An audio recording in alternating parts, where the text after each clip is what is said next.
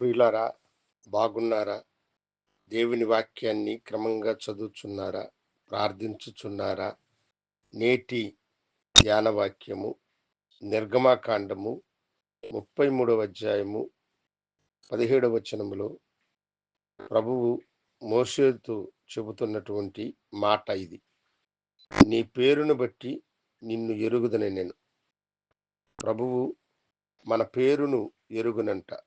మనమేమిటో, మనమెవరమో, మనం ఎలాంటి వారమో, మన స్వభావం ఏమిటో, మన క్రియలేమిటో, మన నడవడిక ఏమిటో, మన జీవిత విధానం ఏమిటో సమస్తమును ఎరిగినటువంటి దేవుడు నీ పేరును నేనెరుగుదును అని అంటున్నాడు.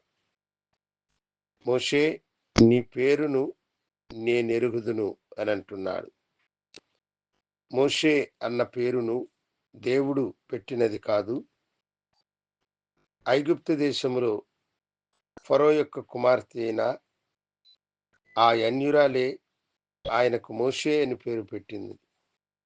అయితే మోషేను దేవుడు ప్రేమించాడు గనుక మోషేను దేవుడు అంటున్నాడు, నీ పేరును నేనెరుగుదును అని అంటున్నాడు. ఎంత గొప్ప దేవుడు ఆయన! నీ పేరును ఎరిగి ఉన్నవాడు, నిన్ను పరిశీలించువాడు ఆయన. ప్రభువు యెరికో పట్టణమునకు వెళ్ళినప్పుడు యెరికోలో ఉన్నటువంటి జక్కయ్యను దేవుడు దర్శించాలని నిర్ణయించుకున్నాడు. అలాగనే జక్కయ్య మనసులో కూడా ప్రభువు ఎవరో చూడాలని అనుకున్నాడని వాక్యములో రాయబడినది. యేసు ఎవరో అని జక్కయ్య చూడగోరెను అని మనము చూస్తూ ఉన్నాం. అయితే ఆ ఊరి వారందరూ జక్కయ్యని పాపి అయిన మనుష్యుడు అని అనుకున్నారు. అందుకని అతనికి ఎంత దూరముగా ఉంటే అంత మంచిదని వారు అనుకున్నారు.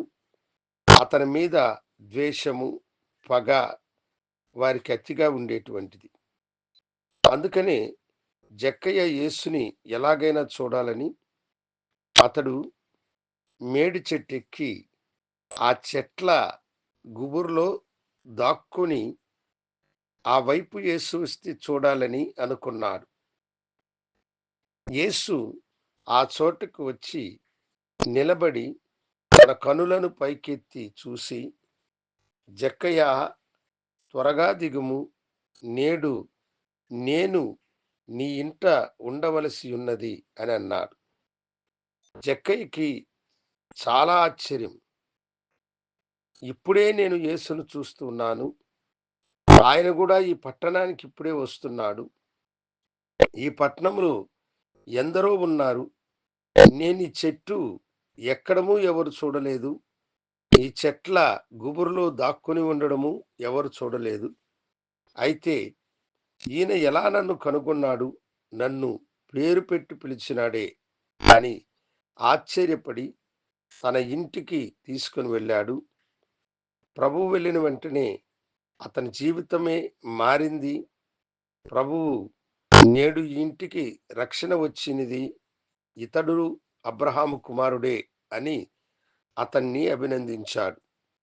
అవును దేవుని బిడ్డలారా, నీ హృదయములో వేదనున్నదా, బాధున్నదా, కష్టమున్నదా? ప్రభువు ఈ దినం అంటున్నాడు, నిన్ను నేను ఎరుగుదును, నిన్ను పేరు పెట్టి పిలుచున్నాను అన్నాడు. జక్కయ్యని పేరు పెట్టి పిలిచిన ప్రభువు నీ పేరు పెట్టి కూడా పిలుస్తున్నాడు. నీ జీవితాన్ని ప్రభువుకి సమర్పించుకో. మెండైన దీవెనలను నీవు పొందుకో. ప్రార్థనలో నాతో కూడా ఏకీభవించండి. మీ కొరకు ప్రార్థన చేయుచున్నాను. గనుడా, నీకు వందనాలు.